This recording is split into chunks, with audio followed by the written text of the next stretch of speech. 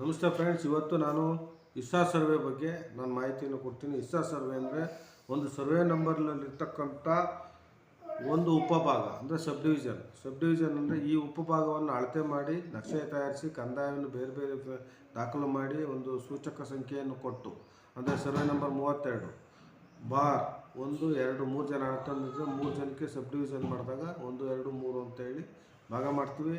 ಆಯಾ ಒಂದು ಎಕ್ಸ್ಟೆಂಟ್ ಮತ್ತು ಕಂದಾಯ ಮತ್ತು ಆಯಾ ಇದಕ್ಕೆ ಭಾಗಕ್ಕೆ 32 ಬಾರ್ 1 32 ಬಾರ್ 2 32 ಬಾರ್ 3 ಅಂದರೆ ಉಪವಿಭಾಗಗಳನ್ನ ಸಬ್ ಡಿವಿಷನನ್ನು ಮಾಡೋದಕ್ಕೆ ನಾವು ಇಸ್ಸಾ ಸರ್ವೆ ಅಂತ ಕರಿತೀವಿ. ಈ ಇಸ್ಸಾ ಸರ್ವೆಯನ್ನು ಮೂಲ ಸರ್ವೆ ಆದ ನಂತರ ನಮ್ಮ ಸರ್ವೆ ಇಲಾಖೆಯಲ್ಲಿ ಕೈಗೊಂಡಿದ್ದರು.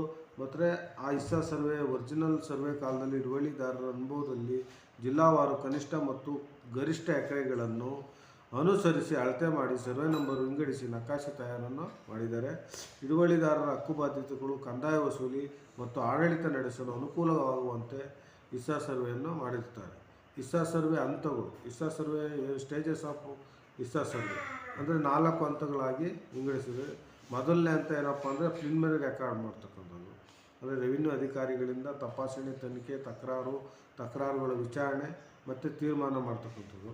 ಎರಡನೇ ಹಂತ ಏನಪ್ಪ ಅಂದರೆ ಅಳತೆಯಲ್ಲಿ ನಕ್ಷೆ ತಯಾರಿಸೋದು, ಇಸ್ಸಾ ಸರ್ವೆ ಕಡತ ತಯಾರಿಸೋದು ಇಸ್ಸಾ ಸರ್ವೆ ಅಧಿಕಾರಿಗಳಿಂದ. ಮೂರನೇ ಹಂತ ಏನಪ್ಪ ಅಂದರೆ ಅಕೈರು ಹಕ್ಕುಗಳ ದಾಖಲೆಗಳ ತಯಾರಿಕೆ.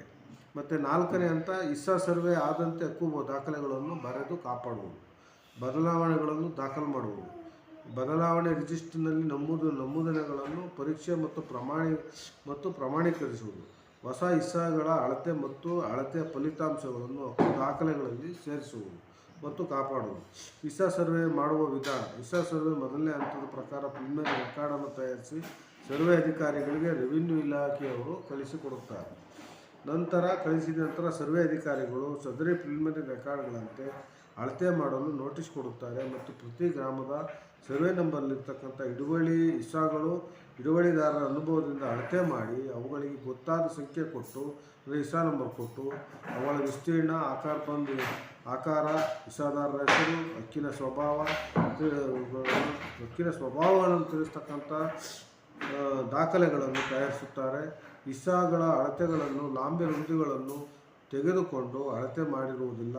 ಇಸ್ಸಾ ಅಳತೆಗಳನ್ನು ನಕ್ಷೆಯಲ್ಲಿ ಹೊರಡಿಸಿರುವಷ್ಟು ಮಟ್ಟಿಗೆ ಜಮೀನಿನಲ್ಲಿ ಅಳತೆ ತೆಗೆದುಕೊಂಡು ವಿಸ್ತೀರ್ಣವನ್ನು ಏರಿಯಾ ಸ್ಕ್ವೇರ್ ಮೇಲೆ ಕಂಡುಹಿಡಿಯುತ್ತಾರೆ.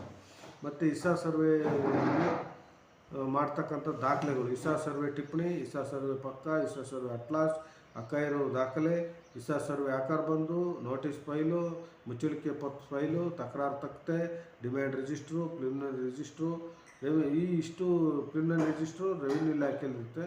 ಇದರ ಆಧಾರದ ಮೇಲೆ ಇಸ್ಸಾ ಸರ್ವೆಯನ್ನು ಮಾಡ್ತಕ್ಕಂಥದ್ದು. ಇಸ್ಸಾ ಸರ್ವೆ ಕಡತಗಳನ್ನು ಅಕೈರು ಹಕ್ಕು ದಾಖಲಿಸಿ ದ್ವಿಪ್ರತಿಗಳಲ್ಲಿ ಜಿಲ್ಲಾಧಿಕಾರಿಗಳ ಅನುಮೋದನೆಗಾಗಿ ಸರ್ವೆ ಅಧಿಕಾರಿಗಳು ರೆವಿನ್ಯೂ ಇಲಾಖೆ ಕಳಿಸಬೇಕು. ನಂತರ ಜಿಲ್ಲಾಧಿಕಾರಿಗಳು ಹಕ್ಕು ದಾಖಲೆಗಳ ಪೂರ್ಣ ಮಾಹಿತಿಯ ಸಂಗತಿಯನ್ನು ಕರ್ನಾಟಕ ಭೂ ಕಂದಾಯ ಅಧಿನಿಯಮ 127ರ ಪ್ರಕರಣ 3 ಉಪಪ್ರಕರಣದ 3ರ ಮೇರೆಗೆ 17ನೇ ನಮೂನೆಯಲ್ಲಿ ರಾಜ್ಯಪತ್ರದಲ್ಲಿ ಅಧಿಸೂಚನೆ ಹೊರಡಿಸಿ ಪ್ರತಿಯನ್ನು ತಾಲೂಕು ಮತ್ತು ಗ್ರಾಮ ಪಂಚಾಯಿತಿ ಹಿಡುವಳಿದಾರರ ಮಾಹಿತಿಗೆ